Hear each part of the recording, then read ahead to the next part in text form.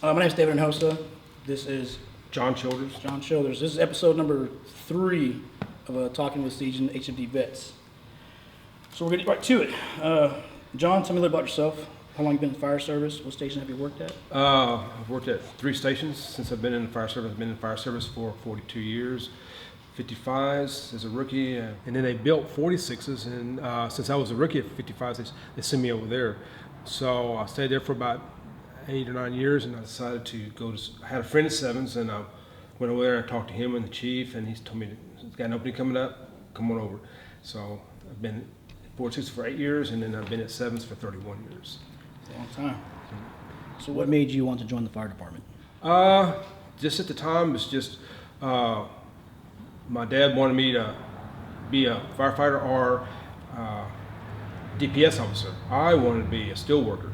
Any family in the fire department? I do now, and they work out there on the north side. And so now his son is in the fire department. So. Was your dad in the fire service? No, he wasn't, actually. He was a construction worker, and he was an insulator. So how'd you wind up wanting to go for steel? When I would work with my dad downtown, I was watching the guys lay those steel girders in. I'm going, that's got to be pretty cool to do that. So I thought that would be a great thing. So I said, yeah, I think I'd like to do that. So that to me was pretty interesting until I got to fire service. So, that was better. And it was a little bit better, yes. So looking back at it now, you glad you made that decision? I am. I really am. Mm-hmm. Okay. So who was your mentor in the fire department, whether they knew it or not? Well, Captain Clifford Reed, he didn't know it, and I didn't know it at the time. But when I was in the fire service for right at 8 or 9 years, and he come down to 46s and introduced me to the hood. And so I said, "Sure, would you like to try this out?" I said, "Yeah, I would. I'd like to try it out." And so ever since then, I kind of patterned myself behind him because I made a few fires with him, and it really inspired me to be a lot better at it. So, you still talk to him? No, sir, I don't. No, he retired, and he's gone on. So, but I'm glad I kind of watched him and learned a little bit, and that's what it takes to kind of like make yourself a little bit better. Yeah. Just watch your elders, and then you'll get a lot better. That's true. How did you? What input did you have on the hood? What input on? You tried out the hood. Was it the very first one? That was he had. Yes, one of the first hoods he came out with was 2 welders caps sewed together by his mom. And so I tried it because I was always going home with burns on my ears and my back. And he asked me to try it out. And I said, well, when I quit going home without no more burns, I thought that was like the greatest thing. So he kept bringing them to me, and I kept trying them, and went from that welder's hood all the way to the black hood, and then the hood we have today. So before using the prototype hood, what were you using before then? I was hugging the ground. No hoods? No hoods. And before that, it was no air packs. So we were really, you couldn't get low enough. So and that's a lost art nowadays, staying low. Oh, yes. But see, now we don't have to stay low. Even though they do require it, can't do a lot on my knees. So yeah, I was like the visual aspect you can get below. If you like I always say, if you walk upon a house and you just kind of like take a few minutes and then stoop down and look underneath that heavy smoke coming out that front door, you can pretty much tell where the room of origin is, and then you can just stand up and walk to it. We're gonna get a good layout of the structure. Good layout. Yeah, yes. Nowadays I'm like, get off of me. Right. You guys trying to run past you. Yes. They're either going to run over you or they're going to run past you. Yeah. So give me a second. I'm just trying to find it. That's it. Did you ever desire to promote?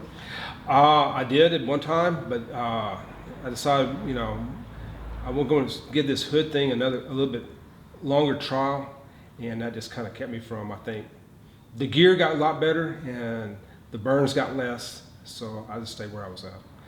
And I have to listen to the captains and how they deal with people in the station and around us, and I'm going, that's a lot to deal with on a day-to-day basis. So those guys really, I take my hat off to these captains and chiefs and what they have to deal with. So, by what measure was a firefighter considered a success or a failure at the early days of your career? How much experience he had and what he was willing to share with the rest of us. I think that goes a long ways. If you have one particular EO or one particular captain will come to you and say, hey, look here, we did this wrong last time, guys, let's do it right this time. It's sharing what he knows. That makes a good firefighter, makes a good EO, and makes a good captain-in-chief. Do you feel that measure of being a good officer or good firefighter has changed over time, or has it stayed the same? No. It's kind of like falling off a little bit, because the guys are coming in now don't know anything other than if it don't come out of a book, it just can't be done. So we can't put fires out with books. We got to have a little experience and be able to listen to your senior pipeman. You know, even though there are pipemen, if you're a young guy, you might want to listen to them. It goes a long ways. You know. Learn from those who have been there and done that. Yes, sir. So what does it take to be a good firefighter in today's fire department? Yeah, nowadays it takes a lot more training, a lot of reading, and then, like I said, experience. You know, but for the younger guys, just try to listen to your elders and kind of stay up on today's what's coming out, like our new construction. Back then they burned slower. These days it burns twice as fast. Mm-hmm. So I will just more or less listen to the people who's got a little more experience. So what advice would you have for, let's say, a firefighter or EO or captain who's at a point in his career where the experience isn't there no more? We're at a slower station. What used to be a hot house is now slowed down, not making those fires. How do they get the experience now? I would say that's a good one, because they're not going to get it, and they're not probably out looking for it. But what they need is the experience, and they're not going to find it if they stay where they're at. And most guys are just, as I say, you know, they're here to pick up a check. Are you here to make sure yourself is knowledgeable in the fire service? Yeah. That's what's going to get you through this department and get you to the fire service. So what are the expectations of the officers that you work under? Whether a debit day, overtime, what do you expect from a captain who walks in the door from a firefighter's point of view? We have a captain that's from somewhere else. I'm going to keep my eye on him for the first minutes, maybe good hour, and I'm going to listen to him. I'm just going to listen, see what comes out of what he's going to approach us with. And if he does not approach us with anything, if he just comes in and gets him a cup of coffee and goes and grabs some paper, then we're going to sit down and we're going to go, hey, Captain, I said, if you have no plans, well, I've got a plan. I come with a plan. I said, then if you're interested in doing it this way, then, you know, if you can follow us, and we'll all get through the day on this. So just listen, because I want to watch you when you walk in my station. And if I walk into your station, you're going to watch me. And we're always sizing each other up. And we're always sizing each other up. We are. So from a pipeman's view, your seniority, do you see a difference in the officers from your early days as to officers of now? Yes, I really do. Because the ones in the early days come with a lot of experience. They come with a wealth of knowledge, where the ones today don't have because they don't get that. They haven't had that chance to fulfill what they need to fulfill. And they can't pass anything on because they didn't get it out. So when you say what they need to fulfill, what are you referring to? I'm referring to as fireground knowledge and experience, and they can't. They need that if they're going to stay with us and kind of pass things on to us. So they don't have the opportunity. What recommendations would you have for them? To have an opportunity at this is just, I would feel like if you're made captain or say start at EO and then a captain, it's a good time to stay where you're at a little bit. Just kind of hang loose, soak up a little knowledge on where you're doing, where you're at. Maybe transfer and go to a little bit hotter house if that's your desire, you know. And that way you'll be able to make yourself a lot better captain. If you decide to go up the ladder. Mm-hmm. So go out there and find that experience. Find the experience. You're going to have to, because it's not there anymore. So you're going to have to go out there and find it a little bit. Okay. So what do you expect? What are your expectations of the firefighters that you work with? The guys I work with are very knowledgeable as far as when it comes to books and knowledge on the fire grounds. These guys, we train a lot. So we are pretty much, even though we don't make as many fires, but we do make our fires, and the guys I work with, they know what to do, because they're not coming up to you and asking you, so what do you mean to do now? What do you mean to do now? You know, because they already know. So these are the kind of guys you want to work around. Just watch them, and you'll learn. Just be quiet. They'll teach you everything. In my opinion, today's rookies are somewhat difficult to train. Some have never used an axe or know what a real hard day's work is. Would you agree or disagree? I do. I agree with that 100%. So what methods did you employ to teach these younger generations? Well, we're going to take them out. We're going to take them out to the field. We're going to find us an old house somewhere, our warehouse, and we're going to run them in there. And we're going to run them until all the complaining and crying stops. It'll come to an end. So because it's going to help them in the long run.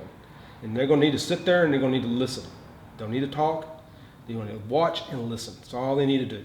And that's what a captain needs to tell them. You watch me and you listen, nothing else.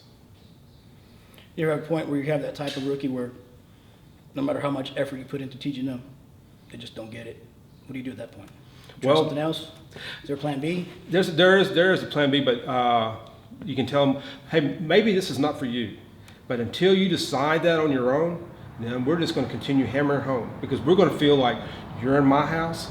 As long as you're in my house, you're not going to hurt my people. Right. And so we're going to make sure either you're going to learn or you're going to leave, one or the other. That's just all there is to it, because you're not going to get none of us hurt. We can push you to the side and just go from there. But as long as you're here, you're going to go right along with us. Whether you want to or not. So they need to bring up their standard to your level. Whether they know or not, their standard is going to get high, because they're going to be right there with us. Yes, they will. I think most guys who are in that situation as a rookie, at the time they're thinking, man, these guys are busting my chops, they're hard on me.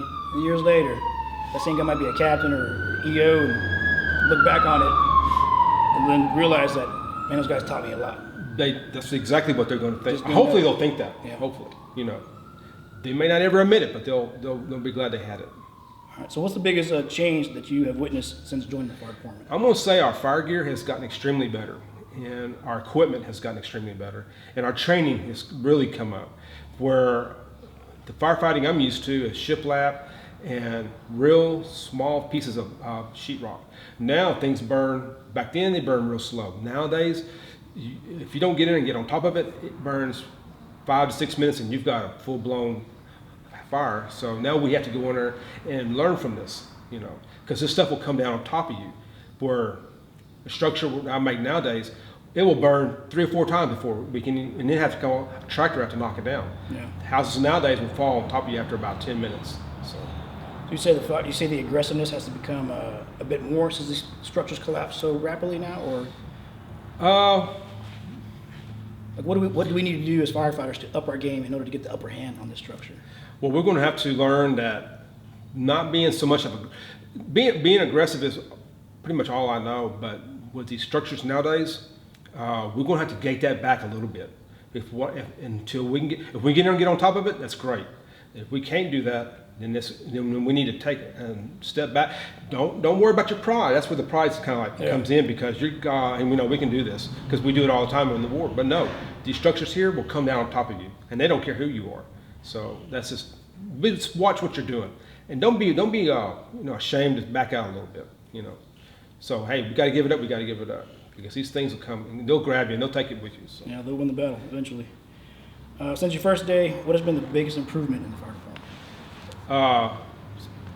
Like I said, our fire gear, our training, all this has improved. Where captains will just say, they never hardly will take us out training.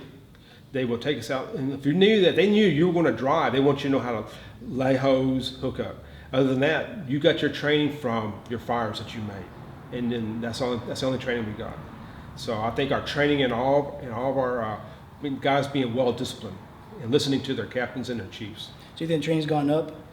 Yes. Since your time at the beginning, now just because of the fires have become less frequent, or just training overall is better? No, overall, it's gotten a lot better. It's gotten a lot better. And captains taking their time out and say, hey, look here, we're going to go out, spend about 2 or 3 hours, drill a little bit, and the rest of the day's y'all's. And that's what we need. So in your opinion, is there any issues facing today's fire department? There could probably be some issues dealing with young people coming from other parts of life, being around men and women in the fire service under the same roof for 24 hours. There is some issues out there for the fire service. Is there anything you would have done different, knowing now, if you knew it back then? I probably would have promoted maybe I would have probably gone as far as a junior captain. But what I see, what they're doing, having to deal with these days, it's a captain nowadays. It's just really hard, and I really got to take my hat off to these guys because they have to really grab these people up and say, "Hey, look here. This is the way we got to do things." I know he stepped on your sandwich, or he ate your lunch by accident, or whatever, you know. So where do you see the fire department going in the next 10 years? If you had to guess. Hopefully, we're gonna continue to get a lot better in our training, our people skills, and with the public and stuff. I think that I look forward to going. Hopefully, it'll go a lot further. So, If you could provide some of the younger generation of firefighters with a few words of wisdom, what would that be? Younger guys, I just want to tell them just what you have to do is be quiet and listen, and all you get, and then listen to your elders, listen to your chiefs and your captains. And if you have a question, then say, "Hey, I have a question." But other than that, you don't need to be doing a lot of talking. Always say, "Hey, you know, don't cry if we got to go out and drill, but just listen. Just listen." If I can leave that with them. How important do you think college degrees are in today's fire service, and do you think it gives you an edge if you have a degree or not? Having a degree in the fire service, if you want to go up in the fire service, that is a good thing. But I'm saying being out in suppression is you're going to need more experience than you do book knowledge. You know, that's what I think. If you could pick one thing to be great at as a firefighter when it came to a task, what would it be? At a task? Yeah, like force of entry, flowing with the nozzle, down firefighter procedures. If you had to pick one skill that you had to be good at, which would it be? I think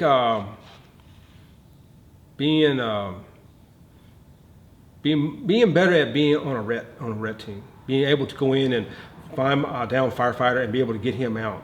You know, that's what I think I'm not really on top of, but I wish I was a little bit better at that. And do you remember your first day as a rookie at the station? I do. Tell me about it. But back when we had 3, 3, and 3. We worked mornings, and then we worked at nights, and then we were off for 3 days. And so I was on a night shift. I went in at 4 o'clock and got off at 6:30 the next morning. And so my first night, I made a house fire, and I'm going, oh my God! You know, that was at 46. 55s as a rookie. You know, so that was their last day. I got off, went on my 3 days off, come back and made another house fire with them. And I'm going, you know, I don't know if this is for me or not, you know, because I was hugging the ground, and the chief is an old chief. He walked around with a cigar in his mouth. He goes, I want you, we come out. He goes, you get in there and you don't come out until the smoke clears, rookie. I'm saying. So I just stayed on the hose line and got as close to the ground as I could, but yes. Those are some trying days back then. Did you have an air pack on? No air packs. What kind of gear did you have on? We had one. I'll tell you, we had one air pack. It was kept in a suitcase, and I think it was like a 10-minute bottle, or it was real small. We call it a sling pack. You sling it over your. The guy on the truck always wore it, but the guys on the truck that I worked around never wore it. And I was cleaning the truck one day, and I found this suitcase. I said, "What's in the suitcase?" And it was an air pack. I said, "Well, how come we don't have more of these?" I said, "Shoot, fine." So, yeah. I said I would wear it just because, you know. So what was your coat and pants like? I had some more cotton coats and pull-up boots, and so the coats were real. I called them like paper thin, you know, about between me. That's the only thing between me and that 500 degrees over there. So it was just an old helmet. It was made out of fiberglass. So they were melt. And it did most of them, you know. But you had to get close enough to the where you went to. So yeah, so just a thin coat and pull-up boots. That's all we had. The boots were made out of rubber, I'm guessing. They were made out of rubber, yes, sir. And your legs got extremely heavy. Come on, you went home with some, you know, some burns and stuff, but because your legs got hot. How high did the boots come up? They went up about thigh level. Your pull-up boots went about thigh, and the coat went down right just a little bit below the knees. So that's how. In your opinion, since your first day, do you think the union has hurt or helped us? Well, these days they're not. I'm sure they're trying, but I think they could really, really help us a lot if they would just more or less get on board with things and listen to us, the guys out in the field. And I don't feel like they're doing enough of that. Even though they think they are, I think they could do a little bit more. What about tradition? Do you feel it hurts or helps us? Tradition is good. That helps. I like tradition, and tradition goes a long way in the fire service. Now, don't let tradition get to where it's so bad that oh no, hey, this is where we put this cup here. This is where it goes all the time. A little change doesn't hurt. It doesn't hurt, but tradition does go. I feel goes a long ways in the department. Is there any specific tradition you like or dislike? None at this time. No. What do you feel are the most important things to teach the rookies that are joining today's fire department? What I could teach them. What do you feel is the most important? Most important thing. Just to be, like I said, just to be able to listen to your captains and your chiefs, and then just listen and take, if you need to, take notes. But just always find yourself listening instead of talking. A lot less talking as you're a rookie. Is there a specific skill you show a rookie? Like, hey, come here, I'm gonna show you this. I would I'll let them know if they're on the engine with me. If we make house fires, I want them to be able to. They need to be able to, hey, look here, if you're on the nozzle, we're going to do it this way. We're going to go in low, and then we're going to stay on the wall. Or bring me a set of irons when you come up. Always have something in your hand. I don't want you to walk up to me and go, hey, what do you think? I'm going to tell you what I think. Since I slap you upside the head, you need to bring the irons with you. That's how we're going to get in. If we get inside, that's how we need to get out. Exactly. So they need to know these things. And so we're going to share them before that beeper goes on. So. Have you ever dealt with burnout in your line of work? And no, sir. Never? Never. What keeps you motivated?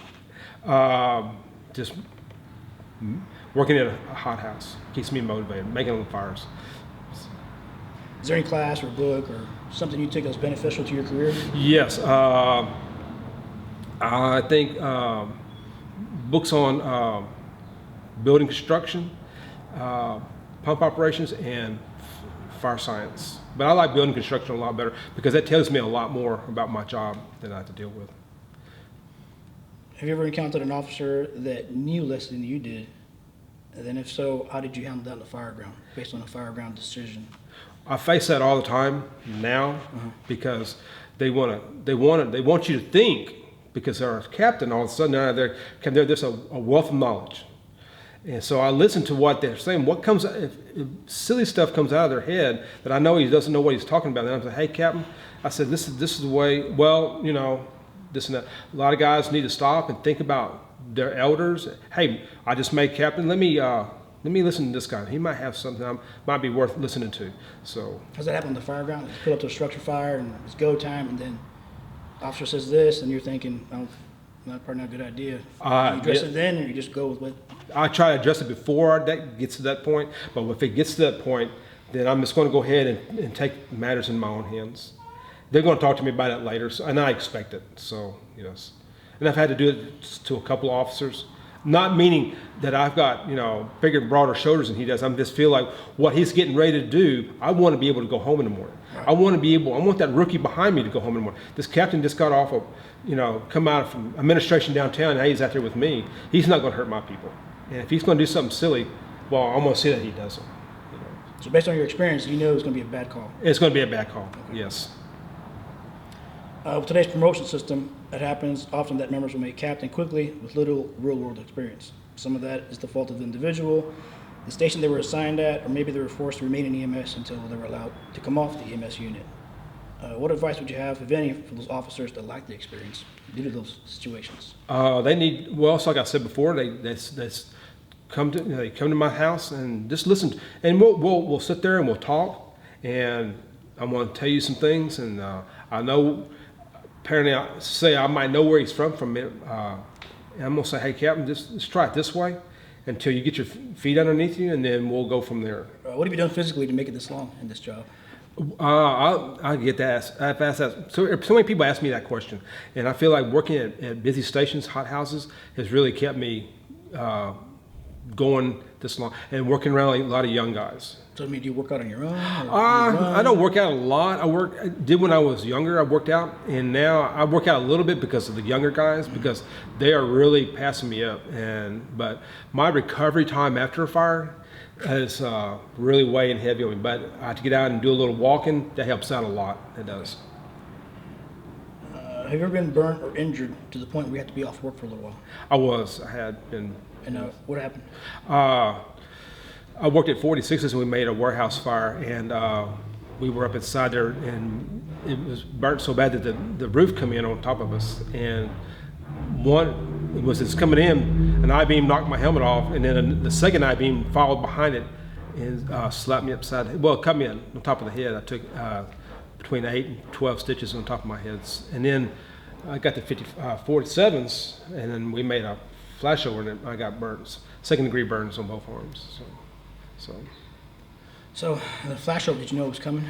I had a feeling, but I feel like I was at the end of that nozzle, and I'm gonna tell you, once I'm at the end of that nozzle, you know, whatever's gonna happen, if it's gonna happen, I feel like I got control of it, and that sat on top of us for a little while, and we knocked it down, but it got me, it bit me.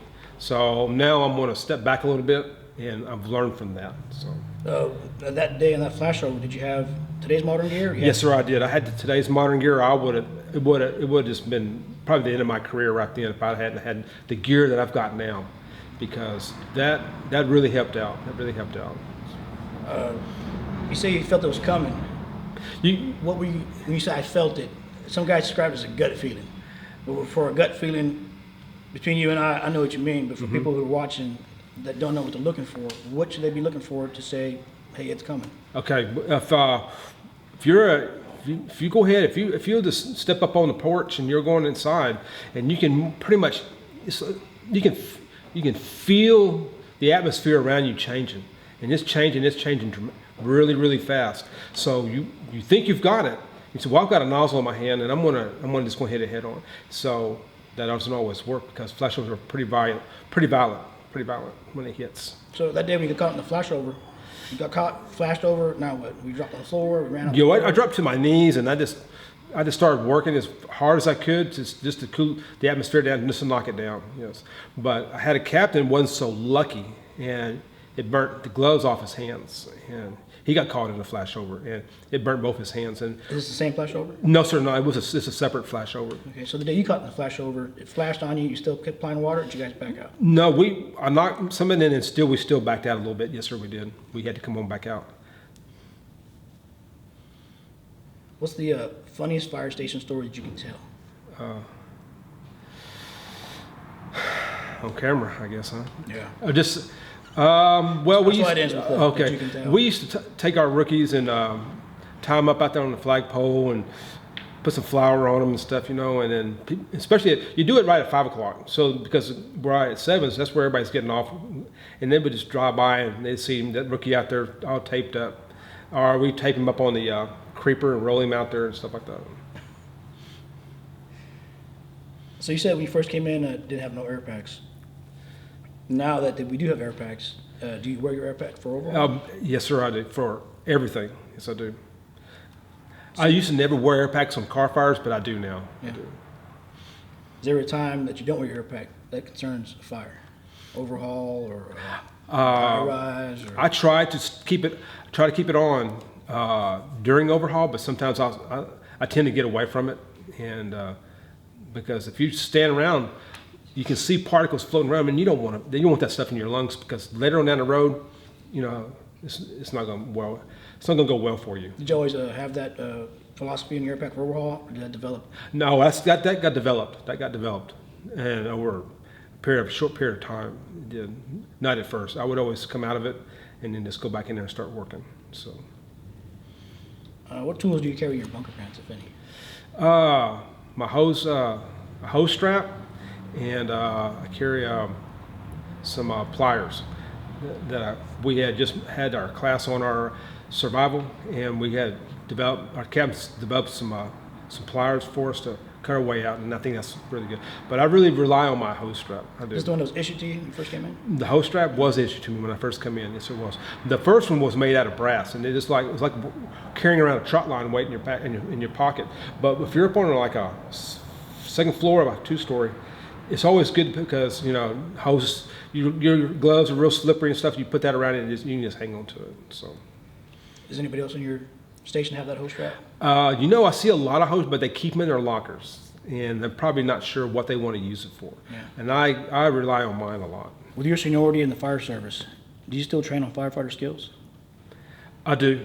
I like to make sure, it's good because our fires have kind of slacked off a little bit, and we want to stay on top of that. So I try to, if I'm training, the kid next to me, as I call them, I call them kids, they're going to watch me. If they're watching me and I'm not training, they say, well, why do I have to train? Yeah. Because I've already done what he does, So no, we all need to train together. So that's good. Lead by example. I like that. Lead by example, exactly. Yes, sir. Because they're going to watch you. You don't know those little beady eyes over there looking at you, but because I don't have time to deal with these, but they're watching you, so that's what they're learning from.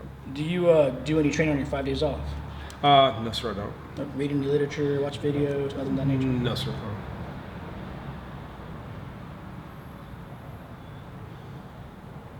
So with so many firefighters dying on the line of duty throughout the year, throughout the entire fire service, is there anything you do specific to ensure everybody goes home? I think what's going to get us to the house is our ability to know what's going on in the fire service. Our ability, experience is going to get us home, and our training is going to get us home. And that's what I want to let these young guys know, is to make sure you're always stay up to date on your training, and as much experience as you can soak in, try to get that under your belt. That's going to go a long way. You're assigned to Engine 7. Do you ride first line every time, or is it plugs? I rode first line for a long time, and the rookies they put the rookies on plugs. Well, riding plugs is some people think, well, it's not a big deal, but it is a big deal because that's where the water's coming from. That's your lifeline right there. But also, rookies need to be at the tip of that sword. They need to be at the tip of that sword so they'll know. So that's where they can get their experience, not hanging back behind us and not watching. They need to get in there and get their feet wet, and get a little heat on them. They need to get a little heat on them. That way they'll know, oh, God, I think I might want to be in the EMS sector, So if there's not a rookie there, are you first line? No, sir. I'm always going to ride plugs because I want these young guys, to be able to get on that line, and I'm going to be able to get right behind them and say, hey, so I can tell them at the end of the fire, say, you could have done this a little bit better than this. So I can, I have value. I evaluate myself as well as the captain does. That's good. So the first day in a house fire, as a seasoned firefighter, you exit the apparatus. What are you looking for? We're gonna roll up, especially when I'm watching before we roll up. We're right now. I see a column, and if it looks, it's according to what you have to read. Just kind of look at it, the color of the smoke, and if it's dark or tan color, you want to know what these colors mean. Once you pull up, if it's pumping out there, then it's going to get bad. It's going to get bad fast. So when you walk up on that doorstep, open that door, crack it a little bit, see what she's going to do. And she's going to belch out, then let her belch. Give her a chance to belch. And then once she doesn't do anything, then take your line and go in. But before you get there, be able to read the signs of what's going on around you. And that way I'll help you once you get inside there. So when you say crack the door open, are you open just a few inches or just? No, I want to open it up I'm going to give it about a good 6-7 inches. I'm going to give it a good breath of air. Get some air inside there and see what it does, and then close it. If it's on them, then we'll close it back, get our people together, then we're going to go ahead and advance. So if I'm the rookie and I ask you what you're looking for as far as breath of air, what do you? I'm going to get back. If he asks me, so what were you doing? I'm going to tell him I'm waiting. I said, you see the way that smoke was pumping out of there? Did you see the way it was pumping around the eaves? Did you see the way the color of the smoke? I said, if it's coming out real strong, that means we're going to have either a rollover or a flashover. More than likely, it's going to be a flashover. So let's give her a chance to do what she's going to do, and then we'll go inside. These are the things we got to look for when we roll up. So at the door, how much time do we spend evaluating the? We're not going to evaluate a lot of time. We're going to give it about a few minutes, and then if she doesn't do anything, we're going right in. And then once that we get inside there, she might wake up, but we're going to be on top when it does. So once you're interior, then you're going down the hallway. What are you looking for now? What we're looking for is a little bit of a heat signature. That's what I always like to think. I feel the heat. Which way the heat's coming from? Is it coming from did I pass it up? Is it coming from the back side? Maybe it's coming from my left side. Maybe it's above me. So I'm listening for all these signatures. That it's giving you things to know. That's all it's trying to do is tell you this is where I'm at. So what are you listening for? I'm listening for cricks and cracks. You can actually hear the fire. You can hear it. And so you're talking about the crackling of the fire? The crackling of the fire, and then maybe it might be a board cracker.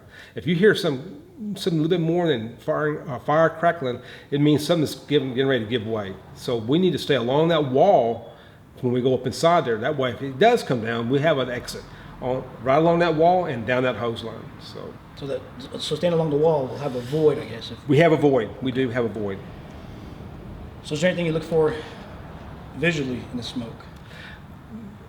Once I'm inside, yes, sir. Once I'm going down that hallway and haven't seen no fire yet, the other thing I'm looking for is the fingers. As I call it, the fingers. It's a pattern of the fire. It's where it's coming from. That way, it'll tell you what room it's in, because the fingers are inside. You look at the smoke a little bit, and you'll be able to see fire fingers inside the smoke. Fire fingers. Because it's kind of like it's burning gases is what it's doing. So is that going to be way up at the ceiling? It's going to be ceiling level, yeah, and it's going to be banking. If it's banking down, if that truck crew hadn't got there to ventilate it yet, you're going to see the fire, and you're going to be able to see it. It's kind of like. It looks like fingers to me. It's running across the ceiling, okay. And you'll be able to see it. And once you start seeing this, you know you're getting close. All that is burning gases. So what I like to do is just leave it, walk underneath that, because that's going to lead me to that point of origin where I need to be. And most guys will go, they get excited and they put it out. Now you've then lost the trail of. It's like leaving breadcrumbs. Mm-hmm. That's what the fire is doing, is leaving you breadcrumbs. Here I am, but if you put me out, then it's going to be bad. So what if the fire fingers developed into something a little bit bigger, like let's say rollover? If you have a rollover, then that's still okay. But still, you want to get down low. Maybe crack your nozzle a little bit. If it's going to get a little warm in there, crack your nozzle a little bit, knock it down a little bit, and then if it gets to be too much, it doesn't hurt to put a little water on that ceiling, just a little bit. Okay, so now so we're following the breadcrumbs, the smoke fingers, and the smoke to our point of origin. Mm-hmm. We find the room that's engulfed in fire. Do you make entry into the room? Yes. Do you fight it from the hallway? Yes. We'll just go ahead and open up on it and walk on in that doorway. I don't like to give it too much time. I'm already giving it enough time to work its way out to me. Unless it's just go in there and get it and knock it down and get on back to the house. Do you ever mentally rehearse scenarios in your head? I don't rehearse any of things. The only thing that goes through my head when I get there is what I did last time.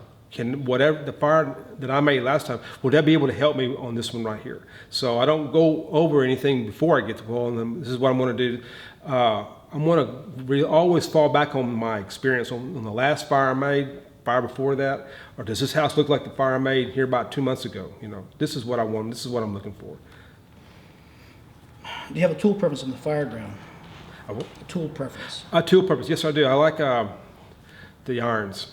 Both irons or just a Halligan? No, I like my Halligan. I do like that, but I keep both of them with me if I can. But preference is to have just one out of the both. This is going to be my Halligan. Does that tool stay the same regardless of your assignment? Now, if the tools will change, especially where I work. So if the door's already, we don't have to worry about the irons. We need a 2-man and a scuttle hole. And a scuttle hole is a collapsible ladder, it's an attic ladder, and a 2-man is what we call, it's an iron pike pole that we can break into our shiplap. And it's just a name, but it's actually good when 1 man works it. We can pull ceiling and be able to get into where most of the fire is at. It's going to be in the attic. So you carry your Halligan on the fire ground. You're first in, and you're behind the rookie. Is your Halligan with you, or just leave it at the doorway? I try to put it on my belt, but when if I'm on plugs following them in there, I'm gonna put it on my belt. And most of the time, if we're first in, then I'm gonna probably leave it at the door. How has the training changed during your career in the department and at the company level since the beginning of your career till now? It was real lax at the beginning. It's gotten to be real intense now, and I think that's what we've always should have had. A little more training. Today's firefighters call themselves aggressive. Do you feel they've always been aggressive, or has the aggressiveness decreased or increased? It's decreased. Our aggressiveness in the fire service has decreased because of lack of fires we've making, and the guys I'm not saying getting away from books is because we need those, but they need a little bit more experience, and we're not getting that. Was there a certain point in your career that you noticed the downward slide of the aggressiveness? Yes, it's been probably 10 or 12 years. It's just really gone downhill on the aggressiveness. Probably less than that. I'm just really, it's killing me actually, so. Yeah. Today's fire, do you think fires have changed during your time, and if so, how? They have changed fires, hell yes, they've changed a lot. Fires I made back in the days they were burned. The first fires I made were, as they called them, room and content fires. All we had was table and chairs burning, because where I worked at the time was sheetrock. Now I come over here in the Midtown area, in the 3rd Ward, it's all shiplap, and that burns. But the deal is, they burned slow back then, they're burning faster now. It's like someone has walked in before me and just doused everything with gasoline. It's because of the way things are made these days. Mm-hmm. More oil contents, more things that just, by the time I get in it, it's already 6 minutes and it's gone. What about tactics since the beginning of your career to now? Do you feel those have changed, and if so, for the better or for the worse?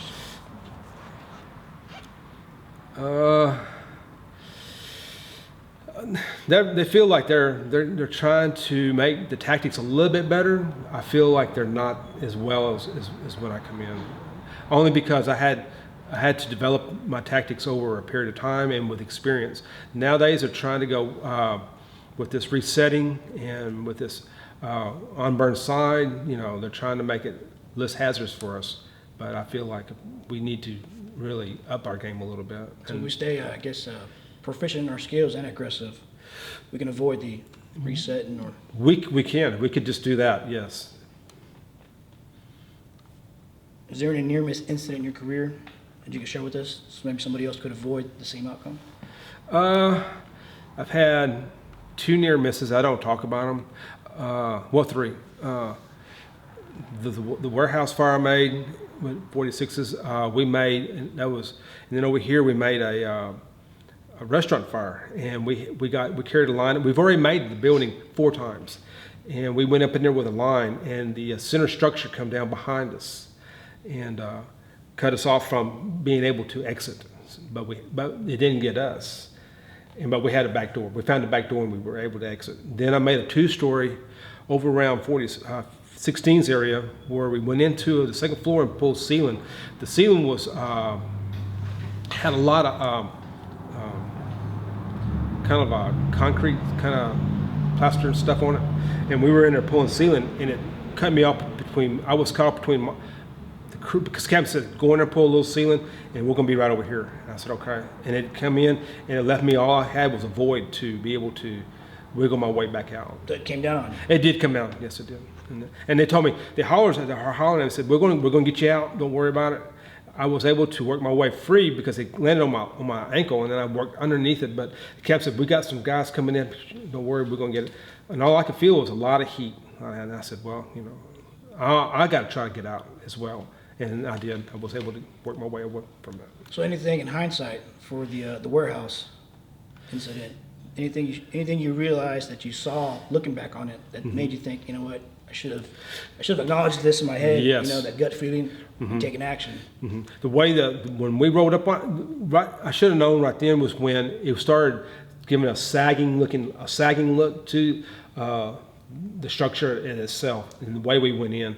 We should have just kind of like backed off and put some heavy appliances on it. So the entire structure was sagging, or just the roof? Just the roof. It was sagging real bad, and by that time the bolts broke, and then it came down. So what about the one they said 46 as it was that correct? Where the concrete came down on you? Yeah, that was a 16. 16. I'm sorry. Is there anything looking back on that now that, again, gut feeling you should have done this to avoid that? I should have maybe had. That one right there was going to get you. I think that was going to get you, no regardless, because it was light smoke in the room where we were at. This is the bathroom, and had a lot of tile and stuff on the ceiling and stuff, and so I think it was burning in the attic. So what I should have known is it's burning in the attic, so we should just kind of like backed up a little bit, you know, and then pulled from there. But instead, it was charged in there and started pulling ceiling. And did you know it was burning in the attic prior to going in? It was, yes, sir. We noticed that when we pulled up, we had heavy fire coming out of the roof area, but then we didn't have no fire on the 2nd floor. So we went in there and tried to pull a little ceiling just to get it from there. and because the heavy appliances wasn't reaching it, and that's when it just came down on top of Heavy us. appliances, you're talking about aerials? I'm talking about aerial, yes, or ladder pipe operations. What nozzle do you prefer and why? Or as Captain Jenkins worded it, what nozzle do you trust your life on and why? My TFT. I like my fog nozzle. Automatic nozzles, I like those. I really do. The reason why I prefer those over straight bore and then you got your Atkins fog nozzle is that straight bore and then you had a vindicator. But you have a little protection with this other nozzle with the TFT. Where straight bore, you're just going to have to go in and just muscle it. So if you have that TFT, at least you have a little bit of a shield that can help you. Now, that would be my preference on that. So you say shield, what are you talking about? I mean, when you put it on semi-fog, you have a little bit of a shield to get behind because all that's is pushing forward. You're just pushing it forward. Where straight bore, you're just knocking fire down, and you're having to deal with the pressure of the nozzle and the line, and going in, and you don't have to deal with the atmosphere and the nozzle. That's just work. This is stuff working against you. Sure, you get in there and get enough guys on it. Yeah, well, you can get in there and we can muscle it out. Mm-hmm. But I don't want to do both. I don't want to do both. I want to just do one or the other. I'm going to do one or the other. And I'm in there to fight that fire, and I might in there to fight nozzle and fire. So I've been slung up against the walls because guys get out there and they pump it up too much, thinking you could probably use 200 pounds. I said that's just crazy. So when that happens, how much here? You hold this. Right, exactly. With your TFT, what are the guys pumping at it? Do you know any idea what your GPMs are you're getting out of it? Probably right at 110, I guess. We were 75 at the tip. So you say your shield when you start attacking the fire, do you have it? You have wide pattern? You have it straight? No, I have a semi-fog. Semi-fog. Mm-hmm.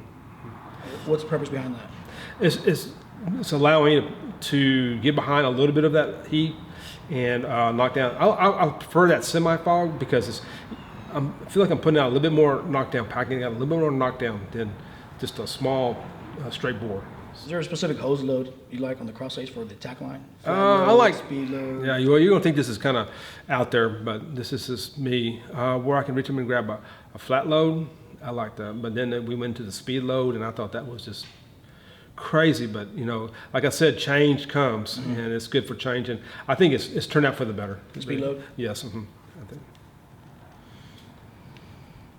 What's the greatest obstacle to doing your job as you see it? Not enough experience from a lot of guys. A lot of guys say, I didn't get this from a book, or this and that and other. And I said, well, experience is going to carry you into this department. So I think the greatest obstacle is guys want to come in and go, hey, look here, this way is the best way, this kind of stuff. What's your opinion on position assignments? I know some stations will say, if you're first line, you're specifically doing that is all. If you're plugs, you're bringing X amount of, this and this and this equipment. Mm-hmm. Do you prefer that method? I do kind of like that method a little bit. I'm not going to sit here and just blow smoke up your back, but it's good to be positioned in all. And it's good to know every position, as far as EMS on the truck work. If you go somewhere and say, well, today the only position is going to be on the truck, on the right side. Well, the right side, you're going to open up a roof today. But if you don't have no experience of doing that, then you're just going to be left out in the dark. You're going to be, and your anxiety is going to go up, and you're going to wild. So I do kind of like it, but it's really not good for our young guys. Our young guys need to know what to do in every position, whether they are first line or plugs or on the truck.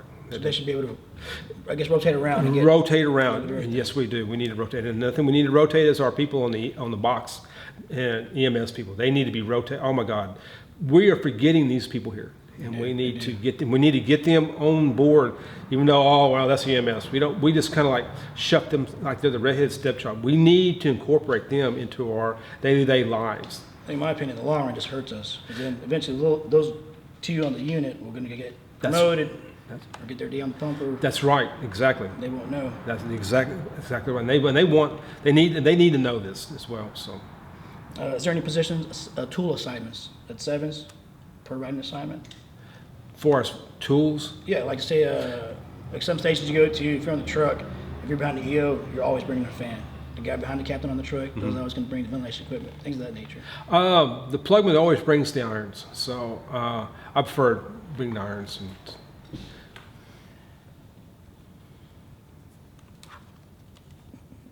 Have you ever heard of the, some guys always say if you get caught in the flash over, go full left for full fog and left for life, as they would say. yes, no sir, I've never heard of this. I've always, you get this, I've never really been even told this before. And but the thing is, it's a good thing to know, and they need to, I don't know, maybe need to publish it and get it out there, but maybe I was on holiday that day when they come up with this deal, but I never even heard of it. So. That's good. Anything else you'd like to share with the younger generation? I just want them to just to listen to us, the elders, listen to their elders, listen to their people that's been there before them, and they'll be able to carry them a long ways.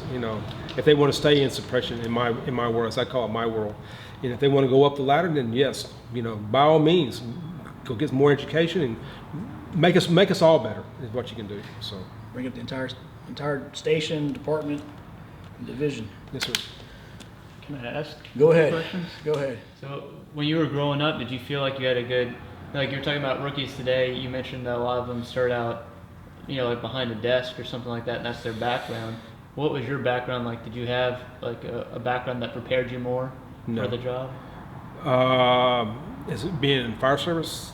No fire service background. No, I was just, we run 250 head of cows when I was a kid, and that was just like my life, just we run cows, and then I had little jobs when I wasn't doing that, but I had nothing to prepare me for the fire service at all. I didn't even know what I was stepping into, so. Well, so for those rookies who maybe don't have the background or didn't have anything to prepare them for it, do you feel like is it more of a, you have the grit to stick with it and that's what gets you good, or is it like something you have to have natural talent? Which do you think is more important? No, I think you have to have a little bit of both. Maybe a little talent doesn't hurt, but you have to have the grit, and that really helps. It's like the bonding agent. It will just keep you there, So, well, I can do this, I don't have to bail on this, Let me give it a shot. It takes a little grit. Cool, thank you. Let's see. I was just curious because I'm a rookie at 55. Oh, really? What was 55s like back when you started? We had a 56 75-foot aerial open cab. It was open cab. Everybody got wet back then. Nobody was getting out of the rain when it rained. We had wood ladders on our ladder truck. It was it's a little bit, just two bays, and we had a chief and an engine and a ladder truck. And so now that that wasn't at the time when I got to drive. The chief would say, "Hey, Chili, come over. I want you to drive me today." I said, "Okay." Well, that wasn't a bad thing, just walk around with a clipboard, Back then, nobody had radios except for the captains and the chiefs. They all had radios, so I thought that was 55s is just, in 46s, they had a 56 Mac pumper, open cab, everybody gets wet, that old hose lay, stuff like that. It was just terrible. Cool. Is the territory still pretty much the same? The same No, so y'all have gotten more territory from what I hear. Okay. Yeah, we had fewer houses. We didn't have the houses back then, so as y'all did. Yeah. So Interesting. What were most of the fires? Were they house fires? they were mostly house fires back then. And then they were sheetrock on top of that. Around 55 area is just a sheetrock. We call it contents fires, room and content, just tables and chairs, But still, as an 18-year-old kid, good God, that was just terrible. Mattress fires. Oh my God, I just die right here on the floor is what I'm going to do. I seen a video online, and it was put out by an HFD guy, and it was, I want to say it was like early 80s, maybe 70s video. It was 8mm film. It had no audio to it. They took the video down for whatever reason, but there's a scene on it, and it's there at the burn boat at the academy. And let's say if you're looking at the entry stairway, that's the alpha side. So on the delta side, those steel doors, Right. They show guys going in, they got like jumpsuits on, no gear on, just Oh, wow. a jumpsuit. They go in, and you know, I guess they're doing whatever inside evolution. Well, eventually the steel doors open, boom, it's, you know, it's pumping some black smoke. There's maybe like this much breathable air at the windowsill. But this, I guess that's cadet, bails out, and he's like, his waistline's on the windowsill, and he's just, you know, breathing. And I'm like, man, that guy's just suck. And then another guy does the same thing on top of him. Oh, is that, yeah. So there's two guys, you know, leaning out the window, breathing. And the funny part is, this hand comes out of the smoke, grabs the guy at the top, And pulls back. and then the other hand comes back in, drag those two guys back in there. Wow. Was the academy anything like that when you came in? Yes, it was. You know, it was. They had some old instructors out there, and they wanted to make sure we knew what heat felt like, and so they was really. I heard they really pump it up these days, but they had a lot of older chiefs and stuff. I don't pump it up now. They don't pump. Well, we had this one chief who walk. I don't know where the cigar thing come from, but they would walk around. We're all hugging the floor, and he's standing over us, looking down at us, but he's breathing. I'm so, how's he standing there, breathing all that dark smoke? Well, come to find out, he was breathing through that cigar. That's what was filtering that smoke out. And then he would, you know, he'd take it out for a minute and say something to you, and then stick it back in. Well, that's what he was breathing, through that cigar. And I said, well, you know, once I found out about it later, I said, well, I'm not going to go to smoking because I'm just going to die. I'm just gonna, you know. Well, that's the end of this episode. I'd like to thank John for coming out today and sharing his knowledge and experience with us, and Houston Fire Museum for allowing us to film here.